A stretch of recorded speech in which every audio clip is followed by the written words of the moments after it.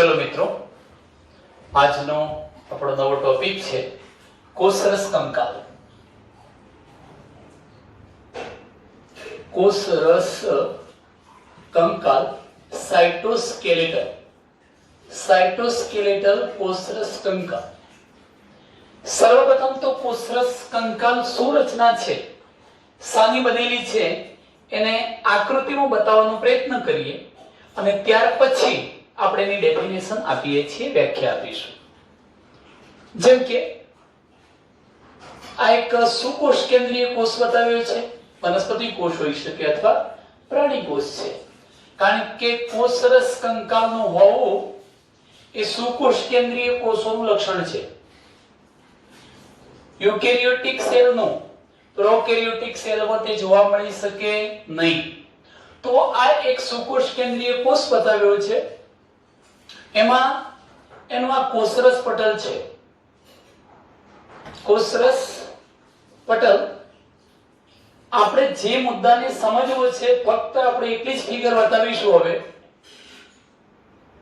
આ થઈ ગયું કોષરસ પટલ.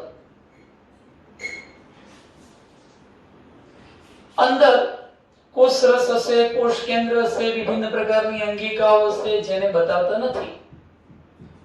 અને હવે હું કોષરસ કંકાલ શું છે એને બતાવું છું. તો જુઓ મિત્રો, ત્રણ પ્રકારના તંતુઓ બતાવવા પ્રયત્ન કરું છું. જેમ કે આ થોડોક જેનો વ્યાસ મોટો છે એવી નલિકાઓ બતાવી છે, એને સૂક્ષ્મ નલિકાઓ કહીશું. આપણે 2, 3 કે 4 બતાવી દઈએ છીએ આ પ્રકારે સૂક્ષ્મ નલિકાઓ. જરૂરી નથી કે બધી જ સૂક્ષ્મ નલિકાઓ એકમેકને સમાંતરે જ ગોઠવાય એવું જરૂરી નથી. તે અસ્તવ્યસ્ત પણ હોઈ શકે આ પ્રકારે. તો આ જે રચના બતાવી છે જેને નામ આપીશું આપણે સૂક્ષ્મ નલિકા. પ્રથમ નામ થયું સૂક્ષ્મ નલિકા. ત્યાર પછી હું બીજા પ્રકારના પ્રોટીનના બનેલા આ તાતણાઓ બતાવું છું જેનો વ્યાસ થોડોક આપણે સાંકડો બતાવ્યો છે. તો આને આવા ફાઈબરને નામ આપીશું સૂક્ષ્મ તંતુઓ. બીજા નંબરે ફિગર તમે જોઈ શકો છો કે આપણે વ્યાસ થોડોક સાંકડો બતાવ્યો છે. એવા પ્રકારના જે તંતુઓ છે એને નામ આપી દઈશું સૂક્ષ્મ તંતુઓ. તો આનું નામ નિર્દેશન કરી લઈએ સૂક્ષ્મ તંતુઓ. અને હવે હું અલગ પેનથી બતાવું છું, બ્લુ પેનથી. જોઈ શકો છો તમે કે આ પ્રકારના જાણે કે મધ્ય ભાગમાં ગોઠવાયેલા હોય છાજલી કે ટોપલી જેવી રચના, બાસ્કેટ જેવી રચના બનાવે છે. અને જેની અંદર જ આ સૂક્ષ્મ નલિકાઓ અને સૂક્ષ્મ તંતુઓ પણ સમાઈ ગયેલા છે.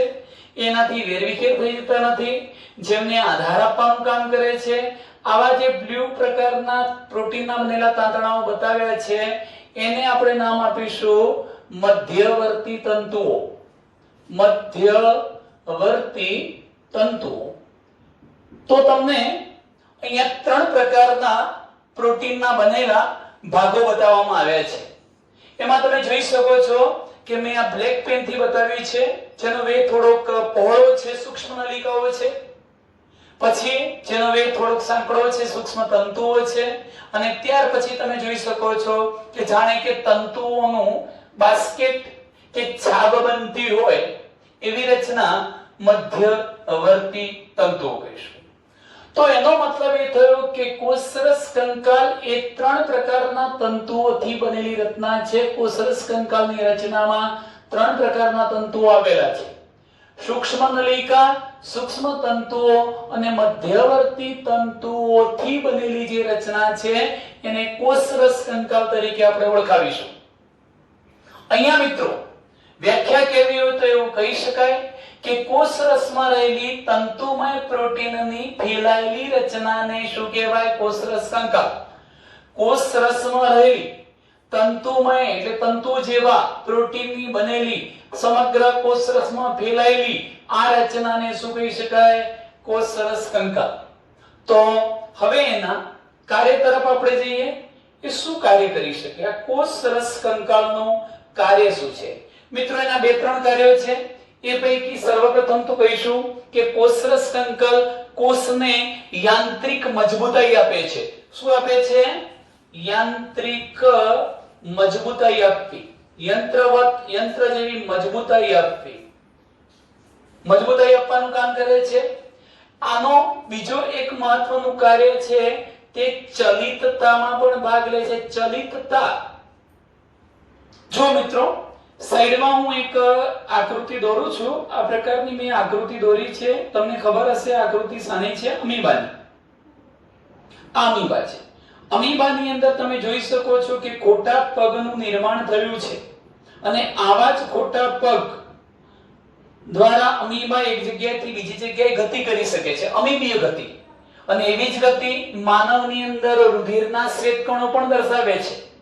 એટલે ટૂંકમાં શ્વેતકણોને કહીએ અને અમીબાને કહીએ, આ બંનેમાં એક જ પ્રકારની રચના, જેમ કે જાણે કે ખોટા પગ ઉત્પન્ન થતા હોય એ પ્રકારની રચના બને છે. હવે આ ખોટા પગની રચના બની કેવી રીતે, તો એ પણ કહી દઉં તમને કે એમાં પણ આ પ્રકારનું કોષરસ કંકાલ આવેલું હતું, જે પ્રોટીનના 3 પ્રકારના તંતુકોથી બનેલો હતો. આ તંતુકોમાં સંકોચન પામવાની અને વિકોચન પામવાની, સંકોચન અને વિકોચન પામવાની ક્ષમતા છે. તમે કોષને પ્રેશર કરો છો તો કોષને નુકસાન થતું નથી, એની યાંત્રિક મજબૂતાઈ જળવાઈ રહે છે. કેમ? કારણ કે એ વખતે કોષની રચનામાં આવેલા આ કોષરસ કંકાલના તંતુઓ સંકુચિત થઈ શકે. પરંતુ જ્યારે એને કોઈ એક ભાગે, બે ભાગે કે વધુ ભાગે ખોટા પગનું નિર્માણ કરવું છે, ત્યારે ત્યાંના જે તંતુઓ હતા એનું શું થશે? શિથિલન, વિસ્તરણ. અને પરિણામે શિથિલન થતા એટલો ભાગ ઉપસી આવશે, ખોટા પગ જેવી રચનાનું સર્જન કરી શકે. અને એના દ્વારા અમીબા છે, શ્વેતકણો છે, એક જગ્યાએથી બીજી જગ્યાએ જઈ શકે. ચલિતતાનું પણ તે કાર્ય કરે છે એવું કહેવાય. ત્રીજા નંબરનો મુદ્દો છે કે તે કોષનો ચોક્કસ આકાર જાળવી રાખે છે. કોષનો આકાર જાળવે છે. એ પણ કેવી રીતે? આ બધા તંતુઓ અહીં સુધી લંબાયેલા છે. માની લો કે આપણે એને સેજ પ્રેશર કરીએ તો એનો આકાર બગડી જતો નથી, પાછી એ પોતાની મૂળ સ્થિતિ પ્રાપ્ત કરી શકે છે. કેમ? કારણ કે વિસ્તરી શકશે. એટલે કહેવાનો મતલબ એ છે કે કોષનો આકાર જાળવે છે, કોષને યાંત્રિક મજબૂતાઈ આપે છે અને ચલિતતામાં પણ ભાગ લે છે. જે કાર્ય અંદર નથી લખેલું મિત્રો, એની પણ વાત કરું છું કે તે કોષીય જે દ્રવ્યો છે, ધારો કે કોઈક કોષીય દ્રવ્ય આ વિસ્તારમાં પડેલું છે અને આવા કોષીય દ્રવ્યની જરૂરિયાત કોષના આ વિસ્તારમાં છે, જેથી કરીને કોષનો એ વિસ્તાર જૈવરાસાયણિક પ્રક્રિયા કરી શકે. તેવા સંજોગોમાં આ દ્રવ્યને જો અહીં સુધી પહોંચાડવા હોય તો આ સૂક્ષ્મ નલિકા, સૂક્ષ્મ તંતુઓ વગેરેમાં થઈને અહીં આવી શકે. એટલે કોષીય દ્રવ્યોના સ્થળાંતરણમાં પણ એનો ફાળો છે. કોષીય દ્રવ્યોનું સ્થળાંતર કરવું હોય તો એમાં પણ ફાળો કોનો છે? કોષરસ કંકાલ. મિત્રો ફક્ત આટલી માહિતી કોષરસ કંકાલમાં આપણા સિલેબસની અંદર આપણે જોવાની છે. હવે આપણે નવા પોઈન્ટ તરફ જઈએ છીએ, જે રચના છે પક્ષ્મ અને કશા. પક્ષ્મ પૂછાય તો પણ અને કશા પૂછાય તો પણ બંનેની આંતરિક રચના સમાન છે. માટે પક્ષ્મ અને કશાને આપણે એક જ ટોપિક તરીકે ભણી રહ્યા છીએ. આમ છતાં મિત્રો પક્ષ્મ અને કશામાં કેટલું વૈવિધ્ય જોવા મળે છે, જુદાપણું જોવા મળે છે. આ વૈવિધ્ય કયું છે આપણે એની પણ ચર્ચા કરીએ છીએ. એ પહેલા તમે જાણતા હશો, તમે આ પ્રકારની આકૃતિ ક્યાંક જોઈ છે, અગાઉના ધોરણોમાં તમે આ પ્રકારની આકૃતિઓને જોઈ છે. અને એમાં મુખ ખાંચ છે અને અહીંયા તમે જોઈ શકશો તો આમ તો આ પેરામીશિયમ છે, એનું કોષ કેન્દ્ર, આ મુખ ખાંચ, પછી એનો આ કોષરસ હશે. અને મિત્રો એનું આ જે કોષરસ પટલ હતું, કારણ કે એક કોષી સજીવ, એક જ કોષ, એ જેનું કોષરસ પટલ બનવાનું. અને કોષરસ પટલની બહારની બાજુએ, જેને આપણે બહિરુદ્ધ ભેદ કહીશું, કોષરસ પટલના બહિરુદ્ધ ભેદ જોવા મળ્યા. ઘણી બધી સંખ્યામાં છે. બહુવચનમાં તમે એને પક્ષ્મો કહો છો અને એક વચનમાં કોઈ એકને કહેવું હોય તો આપણે પક્ષ્મ કહીશું. ટૂંકમાં પેરામીશિયમમાં તમને કોની હાજરી જોવા મળે છે? પક્ષ્મોની. અહીંયા હું એક જ ઉદાહરણ આપું છું મિત્રો, સરળતાથી સમજી શકો તે હેતુથી. પણ જો તમે કશા જોવા જાઓ છો તો કશા તમે આ પ્રકારના પ્રાણીને જોયું હશે. આ પ્રકારનું પ્રાણી બતાવું છું. એક કસા છે, દારૂક્યા બીજી કસા છે. તમે યુગ્લિનોઇડ, ડાયનોફ્લેજેલેટ્સ આવા નામ સાંભળ્યા છે. તો આ જે રચના છે એ કશા છે, આ કસા છે. આ ઉપરાંત તમને ખબર છે કે આપણે આદિકોષ કેન્દ્રીય કોષનો અભ્યાસ કરી ચૂક્યા છીએ. આદિકોષ કેન્દ્રીય કોષમાં પણ આપણે આવું બતાવતા હતા કે અહીંયા કોષીય સપાટીથી બહાર તરફ લંબાયેલી આવી જે રચના હતી એને કશા તરીકે આપણે ઓળખાવતા હતા. આ શું છે? કશા છે.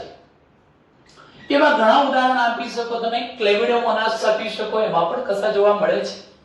તો ટૂંકમાં આદિકોષ કેન્દ્રીય કોષમાં ખાસ કરીને આ બેક્ટેરિયા બતાવ્યા છે. બેક્ટેરિયાના કોષમાં આ ઉપરાંત તમે યુગ્લિના જેવા સજીવો લઈ શકો, ડાયનોફ્લેજેલેટ લઈ શકો. આવા બધા સજીવોમાં એ પણ કોષરસ પટલની બહારની બાજુએ લંબાયેલ બહિરુદ ભેદ જેવી જે રચના જોવા મળે છે એ શું છે? કશા. મિત્રો અહીંયા આ આકૃતિને જોઈને જ તમે તફાવત આપી શકો છો. કયો? તો પહેલો પોઈન્ટ આપણે એવો કહી શકીએ કે પક્ષમો અસંખ્ય હોય છે, ઘણા બધા હોય છે, વધુ સંખ્યામાં હોય છે. જ્યારે એની સાપેક્ષમાં હું કશાની વાત કરું છું તો કશા એક હોય, બે હોય કે ચાર હોય. એક, બે કે ચારની સંખ્યામાં એથી વધુ જોવા મળતી નથી. બીજા નંબરનો મુદ્દો હું તમને કહી દઉં કે પક્ષમાં સૂક્ષ્મ નાની રચના છે. પક્ષમાં શું છે? સૂક્ષ્મ નાની રચના છે. અને કશા એ મોટી અથવા વધુ લાંબી રચના છે. કેવી રીતે કહી શકાય?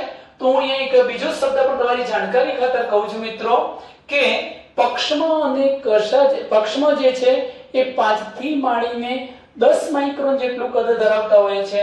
જ્યારે કશા જે છે એ કશા 150 માઇક્રોન જેટલી લાંબી છે. આના પરથી તમને ખબર પડી જાય છે કે આ પક્ષમાં કરતા કશાનું કદ થોડું કેવું હોય છે? મોટું હોય છે. બીજા નંબરનો એક મુદ્દો કહું એ પહેલા તમને વ્યાખ્યા ખબર પડી ચૂકી છે કે પક્ષમાં અને કશા એટલે શું? તો કોષરસ પટલના રોમમય, આ રોમ જેવા જે બહિરુદ ભેદ બહારની બાજુએ લંબાયેલ રચનાઓ છે એને આપણે શું કહી શકીએ? પક્ષમાં કે કશા તરીકે ઓળખાવીશું.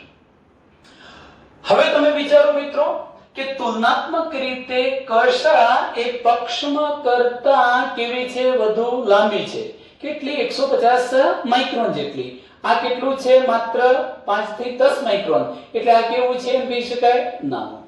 જો તમે ધ્યાન રાખો કે આ બંનેનું કાર્ય છે ગતિ કરવું, ગતિ કરાવવું, હલનચલન પ્રેરવું.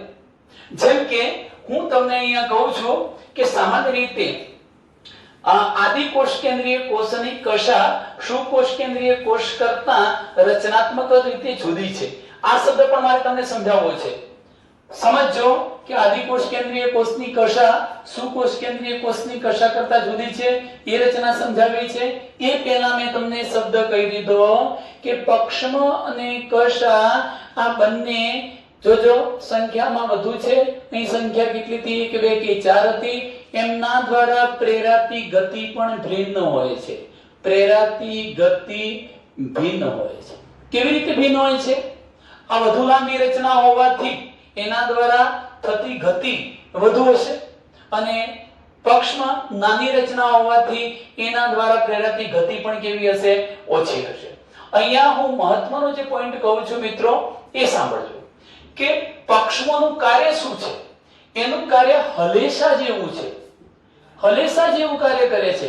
જેમ નાવિક નાવ ચલાવતા બંને બાજુએ હલેશા મારીને નાવને આગળ ધકેલવાનો પ્રયત્ન કરે છે એ રીતે અહીંયા પક્ષમાં એ સૂક્ષ્મ નાની રચના છે, વધુ સંખ્યામાં આવેલી છે, હલેશા જેવું કાર્ય કરે છે, જે કોષ કે તેની આજુબાજુ જોવા મળતા પ્રવાહીની ગતિ કરે છે.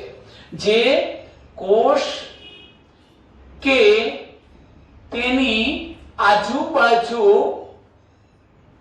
જોવા મળતું જે પ્રવાહી છે એ પ્રવાહીની ગતિને પ્રેરે છે. સમજવા જેવો મુદ્દો છે કે પક્ષમાંનું કાર્ય હલેશા જેવું છે. તે કોષ કે પછી તેની આજુબાજુનું જે પ્રવાહી છે એની ગતિ કરાવે. કેવી રીતે જુઓ કે ધારો કે આ પેરામીશિયમ પાણીમાં રહે છે, એટલે આજુબાજુનો પ્રવાહી કોણ છે? પાણી. હવે તમે વિચારો કે આ બધા જ પક્ષમો સામૂહિક રીતે એકબીજા સાથે સંબંધિત કોઓર્ડિનેશન દ્વારા એક સાથે શું કરશે? હલેસા જેવું કામ કરશે. એના પરિણામે પાણીના પ્રવાહમાં જે જગ્યાએ પેરામીશિયમ હતું ત્યાંથી એનું સ્થાન બદલાશે, એ આગળ જશે અને સાપેક્ષમાં પાણી ક્યાં ખસવાનું? પાછળ તરફ. તો શું થયું? એને આ કોષની આ સજીવની ગતિ તો પ્રેરી જ, પણ સાથે સાથે આજુબાજુનું જે પ્રવાહી હતું એની પણ એને શું પ્રેરી? ગતિ પ્રેરી કહી શકાય. ચલો મિત્રો, આટલે સુધી તમે સમજી ચૂક્યા છો. હવે જોજો, હું કશાની વાત કરું તો કશા તુલનાત્મક રીતે તો લાંબી હતી, તે કોષીય ગતિ માટે જવાબદાર છે. એનો મતલબ કે આ જે સજીવ છે, આ કોષ છે, એની ગતિ પ્રેરે છે. ટૂંકમાં બંનેનું કાર્ય તો લગભગ સમાન છે, કોષીય ગતિ પ્રેરવી, તેની આજુબાજુના પ્રવાહીની ગતિ પ્રેરવી, પણ મોટા ભાગે આજુબાજુનું પ્રવાહી અને કોષીય ગતિ પ્રેરશે, આ સજીવની કે કોષની ગતિ પ્રેરવા માટે જવાબદાર છે. તો આટલે સુધી તમને મિત્રો ખ્યાલ આવી ચૂક્યો હશે. હવે જે પોઈન્ટનો હું તમને તફાવત કહેતો હતો કે કશા સુકોષ કેન્દ્રીય કોષમાં પણ હોય અને આદિકોષ કેન્દ્રીય કોષમાં પણ હોય. સુકોષ કેન્દ્રીય કોષની કશા એ આદિકોષ કેન્દ્રીય કોષની કશા કરતા રચનાત્મક રીતે જુદી હોય છે. ટૂંકમાં લખું છું કે સુકોષ કેન્દ્રીય કોષની કશા આદિકોષ કેન્દ્રીય કોષ કરતા,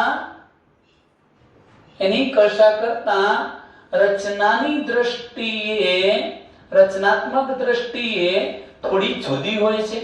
કેવી રીતે કહી શકીએ? તો હું તમને આગળ એનું સ્ટ્રક્ચર બતાવું છું કે આપણે સુકોષ કેન્દ્રીય કશાનો અભ્યાસ કરીશું તો ત્યાં 9+2 ગોઠવણી જોવા મળે છે. આ 9+ શું છે? સૂક્ષ્મ નલિકાઓ છે. 9 સૂક્ષ્મ નલિકા, 2 સૂક્ષ્મ નલિકા, 9+2 લખું છું. એ રીતે જો તમે આ આદિકોષ કેન્દ્રીય કોષની વાત કરશો તો 0+1 ગોઠવણી જોવા મળે છે, એટલે એક જ સૂક્ષ્મ નલિકા આવેલી છે એવું કહેવા માંગે છે. માટે કહી શકીએ સુકોષ કેન્દ્રીય કોષની કશા આદિકોષ કેન્દ્રીય કોષની કશા કરતા રચનાત્મક દ્રષ્ટિએ કેવી હોય છે મિત્રો? જુદી હોય છે. ત્યાર પછીના મુદ્દાની ચર્ચા કરીશું કે ઇલેક્ટ્રોન માઇક્રોસ્કોપમાં જ્યારે પક્ષમાં અને કશાનો અભ્યાસ કરવામાં આવ્યો ત્યારે ખ્યાલ આવ્યો કે પક્ષમાં અને કશા પોતે જીવરસ પટલથી ઘેરાયેલ રચના છે. હું તમને આકૃતિમાં બતાવું છું કે પક્ષમાં અને કશા આ બંને કોનાથી ઘેરાયેલ રચના છે? જીવરસ પટલથી ઘેરાયેલી રચના છે. ટૂંકો પ્રશ્ન કે પક્ષમાં અને કશા કોના વડે ઘેરાયેલી રચના છે? જીવરસ પટલ વડે ઘેરાયેલી રચના છે. ચાલો મિત્રો, હું આકૃતિ દોરું. પક્ષમાં અને કશા બેમાંથી ગમે તે પૂછાય, બંનેની આકૃતિ કોમન છે, પણ એ પહેલા મારે તમને એક શબ્દ બીજો કહેવો છે કે જો તમે આ પક્ષમાં અને કશાને લો તો એનો ઉદ્ભવ ખરેખર તો આ તલકાય અથવા તલસ્તકાય, તલસ્કણિકા એમ કહેવાય તલકાય માંથી થયો હોય છે.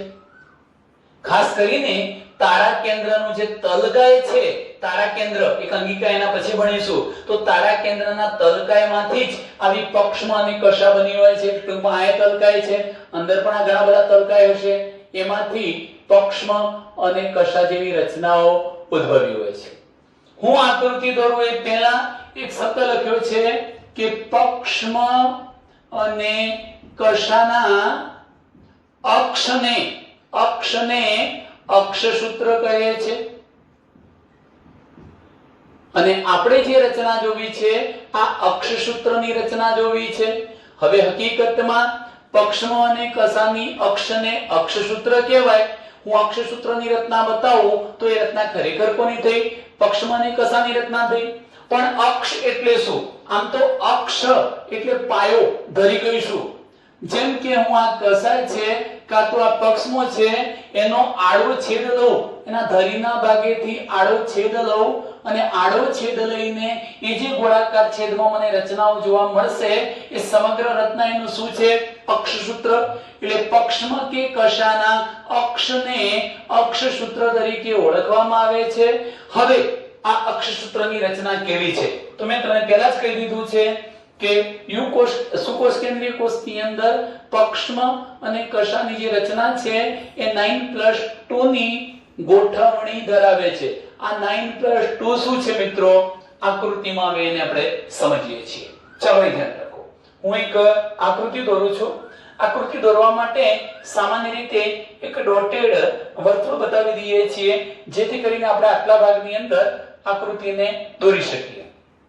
એનો લગભગ કેન્દ્ર ભાગ અહીં થવાનો છે એટલે હું અહીંયા કેન્દ્ર ભાગે આ એક અને આ બીજી આમ કેન્દ્ર ભાગે બે સૂક્ષ્મ નલિકાઓ બતાવું છું. આડો છેદ છે મિત્રો માટે આ ગોળ દેખાય છે. હકીકતમાં તો આ પ્રોટીનની બનેલી લાંબી આવી તંતુ જેવી રચના હશે. તમને એ પણ કહી દઉં કે પક્ષમ કે કશા એ ઘણી બધી સૂક્ષ્મ નલિકાઓની બનેલી રચના છે. પક્ષમ અને કશામાં ઘણા બધા તંતુઓ આવેલા છે, ઘણી બધી સૂક્ષ્મ નલિકાઓ આવેલી છે. અને આ ઘણી બધી જે સૂક્ષ્મ નલિકા હતી એ પક્ષમ અને કશા જેટલી લાંબી હોય છે એ રીતે એની લંબાઈને અનુસરીને જ ગોઠવાયેલી હોય છે. ફરીથી પક્ષમ અને કશા આ બંને રચનાઓની અંદર ઘણી બધી સૂક્ષ્મ નલિકાઓ આવેલી હશે. આ નલિકાઓ પક્ષમ અને કશાની લંબાઈને અનુસરીને ગોઠવાયેલી હોય છે. જેટલી પક્ષમ અને કશા લાંબી એ જ લંબાઈ પ્રમાણે અંદર કોણ ગોઠવાયેલું હશે? સૂક્ષ્મ નલિકાઓ. તો મિત્રો તમે જોઈ શકો છો કે સર્વપ્રથમ તો મેં બે અહીંયા કેન્દ્ર ભાગે સૂક્ષ્મ નલિકાઓ બતાવી છે. આ 1 અને 2 થઈ ગઈ. આ બે સૂક્ષ્મ નલિકાઓ બતાવી દીધી. ચલો હવે જોજો. જેને હું નામ આપું છું કેન્દ્રસ્થ સૂક્ષ્મ નલિકા. શું નામ આપીશું? કેન્દ્રસ્થ સૂક્ષ્મ નલિકા. અને હતી કેટલી? 2. કેન્દ્રસ્થ સૂક્ષ્મ નલિકાઓની સંખ્યા 2 છે. અહીં તમે જોઈ શકો છો કે બંને કેન્દ્રસ્થ નલિકા એકબીજા સાથે સેતુ વડે જોડાયેલ છે. જો કે આ સેતુ પણ પ્રોટીનનો બનેલો તંતુક જ છે, તંતુક તાંતણો છે. તો પ્રોટીનનો બનેલો આ જે સેતુ હતો એ સેતુ દ્વારા બંને કેન્દ્રસ્થ સૂક્ષ્મ નલિકાઓ એકબીજા સાથે જોડાયેલી હોય છે. સાથે સાથે એ પણ કહી દઉં કે કેન્દ્ર ભાગે આવેલી આ જે સૂક્ષ્મ નલિકાઓ હતી એમની ફરતે કેન્દ્રસ્થ આવરણ ધરાવે છે.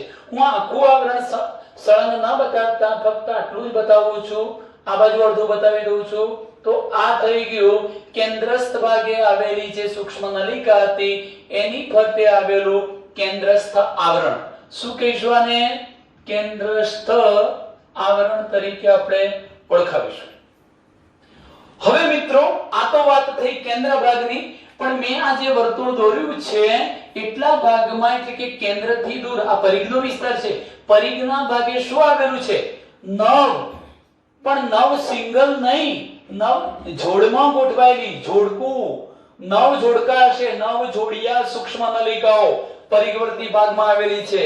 જો આપણે એને બતાવી છે તો આપણે એકાદ અહીંયા, બીજી ક્યાં કઈ બતાવીશું, ત્રીજી, ચોથી, આ પાંચમી છે, અહીંયા છઠ્ઠી બતાવીશું, આ સાતમી થઈ મિત્રો, આ આઠમી થઈ અહીંયા આટલામાં, અને આ નવમી. લગભગ એકબીજાથી સરખા અંતરે આ ગોઠવાયેલી છે. જેમ કે હવે હું બતાવું છું. ધારો કે મેં આ ભાગમાં એક પરિઘવર્તી સૂક્ષ્મ નલિકા બતાવી છે, પરિઘના ભાગે આવેલી. મેં આ બીજી સૂક્ષ્મ નલિકા બતાવી. એ રીતે હું પરિઘ વિસ્તારમાં કુલ 9 સૂક્ષ્મ નલિકાઓ બતાવું છું. આ સૂક્ષ્મ નલિકાઓ 9 જેટલી આપણે બતાવી દઈએ. હવે જુઓ, પણ મેં કહ્યું એ મુજબ કે પરિઘ ભાગમાં ફક્ત 9 નથી, 9 જોડ સૂક્ષ્મ નલિકા છે. એટલે આ તો એક સિંગલ થઈ, તો હું એની જોડે એક બીજી બતાવું છું, એટલે એક જોડ, આ બીજી જોડ. એ રીતે કુલ પરિઘ વિસ્તારમાં 9 જોડ જેટલી સૂક્ષ્મ નલિકા આવેલી હશે. મિત્રો આ જે રચના બતાવી રહ્યા છીએ એ પક્ષમાં કે કશાનું આપણે અક્ષસૂત્ર બતાવી રહ્યા છીએ. પક્ષમાં કે કશાની આંતરિક રચના, અંદરનો છેદ જ બતાવી રહ્યા છીએ એમ સમજો. તો આ થઈ ગઈ 9 પરિઘના ભાગે આવેલી 9 જોડ સૂક્ષ્મ નલિકાઓ. તો ટૂંકમાં 2 હતી અને પરિઘવર્તી ભાગમાં આવેલી આ પરિઘીય સૂક્ષ્મ નલિકાઓ કે જેની સંખ્યા 9 જોડમાં ગોઠવાયેલી છે. એટલે ટોટલ નલિકાઓ 9 દુના 18 થઈ. 18 ને આ 2 20 થઈ. હવે મિત્રો અહીં ધ્યાન રાખજો, અગત્યનો મુદ્દો તમને સમજાવું છું કે અહીંયા પરિઘના ભાગે જે દરેક જોડકું આવેલું છે, જોડિયા સૂક્ષ્મ નલિકાઓ આવેલી છે, એ પણ એકબીજા સાથે બે જો પરિઘ વિસ્તારમાં આવેલી પાસેની જોડિયા સૂક્ષ્મ નલિકાઓ એકબીજા સાથે પ્રોટીનના બનેલા તંતુક દ્વારા જોડાયેલ છે. પ્રોટીનના બનેલા તંતુક દ્વારા જોડાયેલ છે. અહીંયા પણ આપણે બતાવી દઈએ છીએ પ્રોટીનના બનેલા તંતુક દ્વારા જોડાયેલ છે. આ પ્રોટીનના બનેલા તંતુકો દ્વારા પાસેની જોડિયા સૂક્ષ્મ નલિકાઓ એકબીજા સાથે જોડાયેલી તમે જોઈ શકો છો. આટલે સુધીનો આ ભાગ થયો. ચલો અત્યાર સુધી મેં શું કહ્યું છે કે પરિઘવર્તી ભાગમાં 9 જોડ જેટલી સૂક્ષ્મ નલિકાઓ આવેલી હતી. હજુ એના પર પણ આપણે પાઠ પાડી શકીએ, પણ જે બતાવવાની જરૂરિયાત નથી. 9 જોડ. ચલો આપણે અહીંયા જે ઘટના જોઈ મિત્રો કે જોડિયા સૂક્ષ્મ નલિકાઓ હતી એકબીજા સાથે પ્રોટીનના બનેલા તંતુક દ્વારા જોડાયેલ છે. આવા તંતુકને નામ આપવું હોય તો આંતર દ્વિતીયક તંતુ તરીકે પણ આપણે એને ઓળખાવીશું. પ્રોટીનના બનેલા તંતુક પણ તમે કહી શકો અને આંતર દ્વિતીયક તંતુ તરીકે પણ આપણે એને ઓળખાવીશું. ત્યાર પછીનો મુદ્દો સમજીએ તો દરેક પરિઘ વિસ્તારમાં ગોઠવાયેલી જે 9 જોડ સૂક્ષ્મ નલિકાઓ હતી એ કેન્દ્રસ્થ સૂક્ષ્મ નલિકાઓ સાથે પણ જોડાયેલી છે. કોના વડે જોડાયેલી છે? તો અહીંયા આપણે આકૃતિ દોરીશું મિત્રો. જુઓ કે તે આ રીતે આમ ત્રિજ્યાવર્તી, આ તે પ્રોટીનના જે તંતુકો છે ત્રિજ્યાવર્તી ગોઠવણી ધરાવતા પ્રોટીનના બનેલા તંતુકો દ્વારા દરેક જોડિયા સૂક્ષ્મ નલિકા કેન્દ્રસ્થ ભાગે ગોઠવાયેલી નલિકાઓ સાથે પણ જોડાણ ધરાવે છે. આવા તંતુઓને આપણે નામ આપીએ છીએ ત્રિજ્યાવર્તી તંતુઓ. તો આટલે સુધીની માહિતી થઈ. અહીં બતાવી દઈશું મિત્રો. હવે જુઓ, ફરી એકવાર કહી દઉં છું કે સમગ્ર પક્ષમાં કે કસાના અક્ષને અક્ષસૂત્ર કહેવાય. અક્ષસૂત્રની ગોઠવણી 9+2 ની છે. કેન્દ્ર ભાગે બે ગોઠવાયેલ સૂક્ષ્મ નલિકાઓ કેન્દ્ર ભાગે આવેલી છે. એની ફરતે કેન્દ્રસ્થ આવરણ છે. બંને સૂક્ષ્મ નલિકા એકબીજા સાથે સેતુ દ્વારા અથવા પ્રોટીનના બનેલા તંતુક દ્વારા જોડાયેલી છે. પરિઘવર્તી વિસ્તારમાં 9 જેટલી જોડમાં ગોઠવાયેલી સૂક્ષ્મ નલિકાઓ આવેલી છે. આ જોડિયા સૂક્ષ્મ નલિકા એકબીજા સાથે પણ પ્રોટીનના બનેલા તંતુક દ્વારા જોડાયેલી હોય છે. આવા તંતુકોને આંતરદ્વિતીયક તંતુઓ પણ કહેવાય. પરિઘ વિસ્તારમાં ગોઠવાયેલી દરેક જોડિયા સૂક્ષ્મ નલિકા હવે કેન્દ્રસ્થ ભાગે ગોઠવાયેલ સૂક્ષ્મ નલિકા સાથે પણ આવા ત્રિજ્યાવર્તી તંતુઓ અથવા પ્રોટીનના બનેલા તંતુકો દ્વારા જોડાયેલ હોય છે. અને હું અગાઉ જ એક શબ્દ તમને કહી ચૂક્યો છું કે પક્ષમ અને કષા બંને રચના તારા કેન્દ્રના તલકાયમાંથી સર્જાય છે. તો મિત્રો આટલે સુધીની આપણે જે ચર્ચા કરી છે એ પક્ષમ અને કષાની સંરચના સમજ્યા. એના પછીના ટોપિકને હવે આપણે સમજવાના છીએ. જો કે એ રચના પણ આના જેવી જ છે, થોડોક ફેરફાર છે. એવી અંગિકા હવે આપણે તારા કેન્દ્રનો અભ્યાસ કરીએ છીએ. ચલો મિત્રો, મેં અહીંયા મુદ્દો લખ્યો છે તારાકાય અને તારા કેન્દ્ર. તો તારાકાય અને તારા કેન્દ્રમાં શું ફેર છે? તો તારાકાય એક એવી અંગિકા છે જે બે નળાકાર રચનાઓ ધરાવે છે. તારાકાય શું ધરાવે છે? બે નળાકાર રચનાઓ ધરાવે છે. આ બે નળાકાર રચનાઓ કઈ? તો જુઓ મિત્રો, અહીંયા હું એક નળાકાર રચના બતાવું છું અને એને કાટખૂણે ગોઠવાયેલી આ બીજી નળાકાર રચના બતાવું. તો બંને આ નળાકાર રચનાઓ ધરાવતી આખી અંગિકા એટલે તારાકાય. પરંતુ તારાકાયની રચના કરતી આ પ્રત્યેક નળાકાર જે રચના થઈ એને શું કહેવાય? તારા કેન્દ્ર. તો હવે કહી શકીએ કે તારાકાય એક એવી અંગિકા છે જે બે નળાકાર રચનાઓ ધરાવે છે. આવી નળાકાર રચનાઓને કયું નામ અપાય છે? તારા કેન્દ્ર તરીકે ઓળખાવીશું. અહીંયા બંને તારા કેન્દ્રો અથવા બંને નળાકાર અંગિકાઓ એકબીજાથી કાટખૂણે ગોઠવાયેલી છે 90 અંશના કોણે. અને એની ફરતે આવેલો આ જે જીવરસ છે એને તારા વર્તુળ તરીકે ઓળખવામાં આવે છે. તો તારા કાયની ફરતે આવેલું અથવા સમગ્ર તારા કેન્દ્રની ફરતે આવેલા વર્તુળને જીવરસને આપણે શું નામ આપીશું? તારા વર્તુળ. ફરીથી તારાકાય એક એવી અંગિકા છે જેમાં બે નળાકાર રચનાઓ આવેલી છે. આવી નળાકાર રચનાને તારા કેન્દ્ર કહેવાય છે. તો એક તારા કેન્દ્ર, બીજું તારા કેન્દ્ર થયું. બંને નળાકાર રચનાઓ એકબીજાને કાટખૂણે ગોઠવાયેલી છે. એમની ફરતે આવેલા જીવરસને તારા વર્તુળ તરીકે ઓળખવામાં આવે છે. હવે જો આપણે તારા કેન્દ્રની રચના જોઈએ, સમગ્ર તારા કેન્દ્રની રચના જોઈએ, કોઈ એક અંગિકા આ જે એક નળાકાર રચના છે એની રચના જોઈએ તો તે ગાડાના પૈડા જેવું આયોજન ધરાવે છે. કોના પૈડા જેવું? ગાડાના પૈડા જેવું આયોજન ધરાવે છે. કેવું ગાડાનું આયોજન? ગાડાના પૈડા જેવું આયોજન એને આપણે દોરીને સમજીએ મિત્રો. પણ એ પહેલા હજુ પણ હું તમને એક વાક્ય રચના કહી દઉં. ખાસ કરીને તારા કેન્દ્ર નામની જે અંગિકા છે એ પ્રાણીકોષમાં જોવા મળતી હોય છે અને તે પ્રાણીકોષમાં શું કાર્ય કરવાની છે કે જ્યારે પ્રાણીકોષ કોષ વિભાજન કરીને બે કોષો બનાવશે ત્યારે એને દ્વિધ્રુવીય ઉત્તર અને દક્ષિણ ધ્રુવ તરફના દ્વિધ્રુવીય પરસ્પર વિરુદ્ધ ધ્રુવ પર ત્રાક તંતુઓ બનાવવા પડશે. રંગસૂત્રોની વહેંચણી થશે અને પરિણામે એક કોષમાંથી બે કોષ બનવાના છે. તો કહેવા એવું માંગુ છું કે જ્યારે પ્રાણી કોષમાં કોષ વિભાજનની ક્રિયા કરવાની હશે ત્યારે દ્વિધ્રુવીય ત્રાક તંતુઓનું નિર્માણ કરવું. પ્રાણી કોષમાં કોષ વિભાજન વખતે દ્વિધ્રુવીય ત્રાક તંતુઓનું સર્જન કરવું, નિર્માણ કરવું, આ કાર્ય કોનું છે? તારા કેન્દ્રનું. બીજું કાર્ય છે કે તમે અગાઉ પક્ષમ અને કષા ભણ્યા તો પક્ષમ અને કષા જે તલકાયમાંથી નિર્માણ પામે છે એવા પક્ષમ અને કષાના તલકાયનું સર્જન કરવું. ટૂંકમાં પક્ષમ અને કષા તારા કેન્દ્રના તલકાયમાંથી બને છે તો એમના પક્ષમ અને કષાના તલકાયનું નિર્માણ પણ કોણ કરે છે? તારા કેન્દ્ર કરે છે. હવે આપણે એને આકૃતિમાં સમજીએ. જો અહીંયા મિત્રો આકૃતિ દોરવા માટે આપણે અગાઉ જોયું તો એ રીતે થોડુંક આ પ્રકારનું ડોટેડ વર્તુળ કરી દઈશું કે જેથી કરીને આટલા ભાગમાં આપણે આકૃતિને દોરી શકીએ. હું અહીંયા કેન્દ્ર ભાગે, આ કેન્દ્ર ભાગ છે, કેન્દ્ર ભાગે એક પ્રોટીનનો બનેલો મધ્યસ્થ દંડ બતાવું છું. આને આપણે નામ આપીશું પ્રોટીનનો બનેલો મધ્યસ્થ દંડ. આ પ્રોટીનનો બનેલો મધ્યસ્થ અથવા કેન્દ્રસ્થ દંડ કહેવાશે. તો પ્રત્યેક તારા કેન્દ્રની રચનામાં કેન્દ્ર ભાગે પ્રોટીનનો બનેલો મધ્યસ્થ અથવા કેન્દ્રસ્થ દંડ આવેલો હોય છે.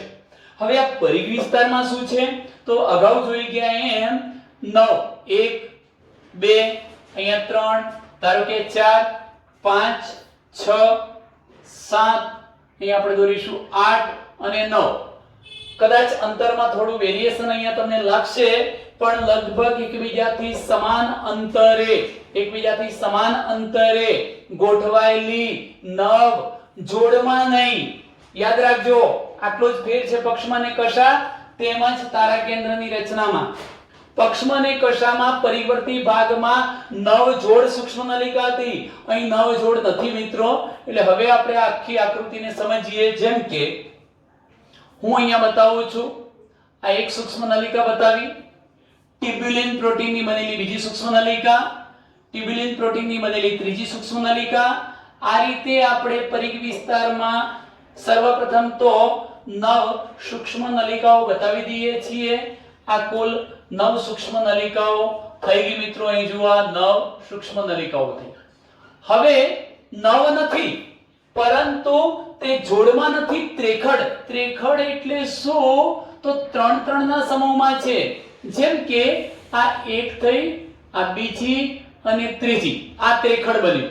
અહીંયા પણ તમે જોઈ શકો છો બીજી, આ ત્રીજી, અહીં પણ એ જ રીતે આ બીજી, ત્રીજી. તો ટૂંકમાં પરિઘ વિસ્તારની અંદર તમે જોઈ શકશો કે 9 ત્રેખડ આવેલા હોય છે. એટલે કે 9 તારી 27 સૂક્ષ્મ નલિકાઓ આવેલી હોય છે. આખું આયોજન ગાડાના પૈડા જેવું બનવાનું છે પણ કેવી રીતે સમજીએ એ પહેલા હવે જુઓ મિત્રો કે પાસ પાસેના ટિબ્યુલિન પ્રોટીનના બનેલા જે ત્રેખડ હતા એ ત્રેખડ પણ એકબીજા સાથે પ્રોટીનના બનેલા તંતુક દ્વારા જોડાયેલા છે તેઓ એકબીજા સાથે પ્રોટીનના બનેલા તંતુક દ્વારા જોડાયેલા છે આપણે આ પ્રકારની આકૃતિ બતાવી શકીએ કે પ્રોટીનના બનેલા તંતુક દ્વારા એકબીજા સાથે જોડાયેલા છે આ રીતે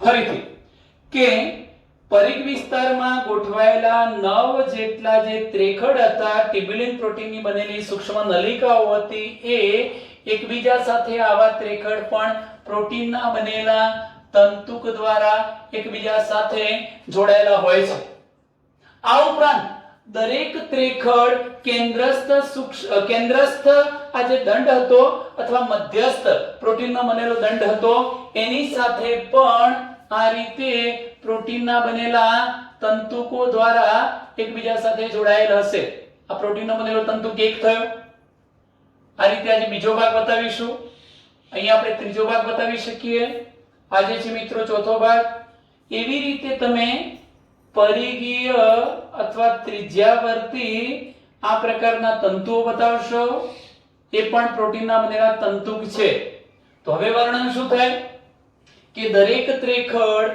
કેન્દ્રસ્થ પ્રોટીનના બનેલા દંડ સાથે પણ ત્રિજ્યાવર્તી તંતુકો સાથે જોડાયેલો હોય છે આવા ત્રિજ્યાવર્તી તંતુકો પણ શાના બનેલા છે પ્રોટીનના અને નામ આપી દઈએ ત્રિજ્યાવર્તી તંતુકો અને આ રીતે સમગ્ર રચનાને જોતા જાણે કે ગાડાનું પૈડું હોય એવી આપણે વ્હીલ હોય એવી રચના દેખાય છે તો ટૂંકમાં આ જે રચનાથી મિત્રો એ કોની છે તારા કેન્દ્રની આપણે આટલે સુધી અટકીએ છીએ ઓકે